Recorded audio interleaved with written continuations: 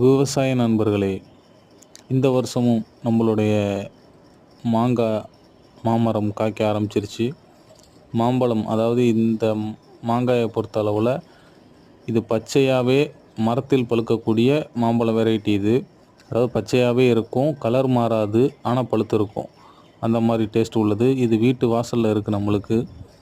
நம்மளோட கார்டனில் இருக்கிறதுனால நம்ம அதிகப்படியாக இந்த ஒரு வீட்டை ஒட்டியே இருக்குது. இந்த மாம்பழத்தோட சுவை காரணமாகவே இந்த மரத்தை கொஞ்சம் டேஞ்சராக இருந்தாலும் அதனை எந்த விதமான இடைஞ்சலும் ஏற்படுத்தாமல் வெட்டாமல் நம்ம வச்சுருக்கோம்.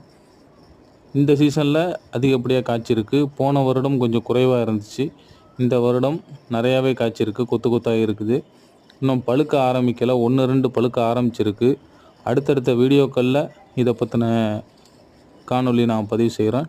இந்த வீடியோ பிடிச்சிருந்தால் லைக் பண்ணுங்கள், ஷேர் பண்ணுங்கள், கமெண்ட் பண்ணுங்கள். நன்றி.